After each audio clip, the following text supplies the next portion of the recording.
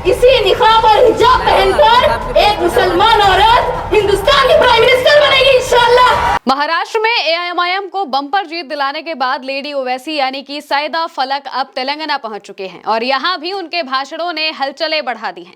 महाराष्ट्र में पार्टी की जबरदस्त जीत के क्रेडिट का कुछ हिस्सा सईदा फलक को भी जाता है और इसी वजह से ओवैसी ने उन्हें नए मिशन पर तेलंगाना भेज दिया है। सबसे पहले आप सईदा फलक का एक बयान सुनिए जिसमें वो तेलंगाना में पहुंचते ही सीधे प्रधानमंत्री का नाम लेकर उन्हें बताती हैं कि आखिर ट्रंप का जो मसला चल रहा है उस पर सीधे तौर पर निशाना साधते हुए नजर आई।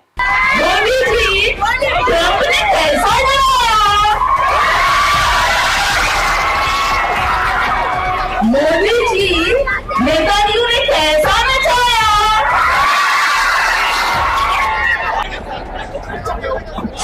चाय वाले को देश चलाने हाथ में दे दिए।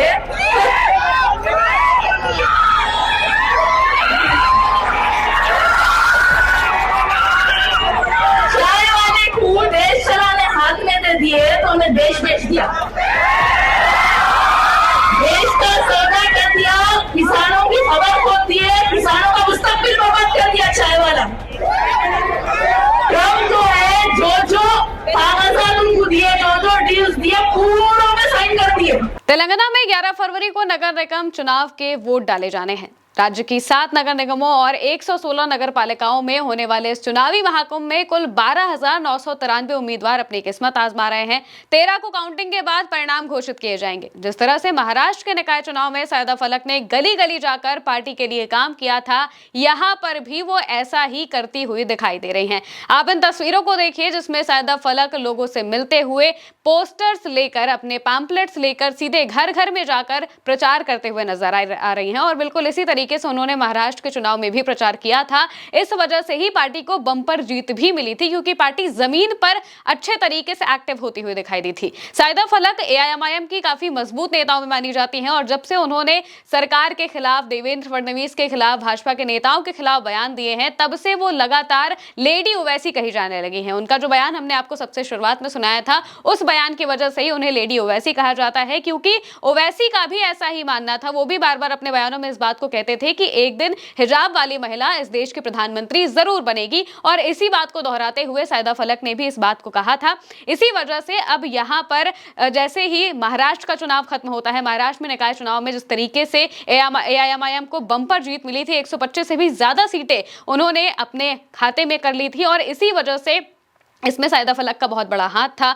इसके साथ साथ में जो बड़े नेता हैं वो सभी महाराष्ट्र के चुनाव में भी जमीन पर उतरते हुए दिखाई दिए थे और तेलंगाना का जो इलाका है वो तो वैसे भी ओवैसी का गढ़ माना जाता है। उनके कई इलाके ऐसे हैं जहां पर एआईएमआईएम का जो मजबूती है वो आज से नहीं बल्कि सालों से है और इसी वजह से यहाँ पर भी इसी तरीके से जो सईदा फलक है उन्हें भेजा गया है ताकि वहां पर भी वो उसी तरीके से अपना प्रचार कर सके पार्टी का और लोगों से मिल सके। क्योंकि एक तो सबसे बड़ी बात यह है कि वो महिला है, साथ ही साथ वो काफी मजबूती से अपनी बातों को रखना जानती हैं और इस बात को भी बताती हैं कि किस तरीके से उनके समाज के जो लोग हैं वो उनसे जुड़ते हुए खासतौर से नजर भी आते हैं। और अगर महिलाओं की बात करें तो महिलाओं में भी वो सबसे ज्यादा उनके लिए आवाज उठाते हुए नजर आ जाती हैं। इसी वजह से उन्हें लोग काफी पसंद भी करते हैं और उनके जो अंदाज है वो काफी आक्रामक रहता है, हमेशा आक्रामक तरीके से वो बयानबाजियां करती हैं। इसी वजह से उन्हें काफी ज्यादा पसंद भी किया जाता है और तभी वो तेलंगाना में भी पहुंची है और वहां पर भी पहुंचते ही वो इसी तरीके के बयान देते हुए दिखाई दे रही हैं। 11 तारीख को चुनाव होना है और चुनाव से पहले जिस तरीके से वो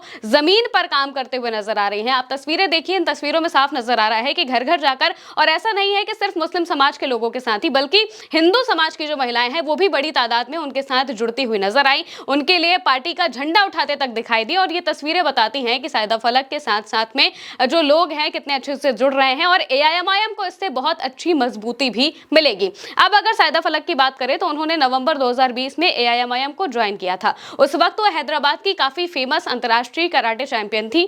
उन्होंने 20 से ज्यादा नेशनल और 22 से ज्यादा इंटरनेशनल मेडल्स हासिल किए हैं।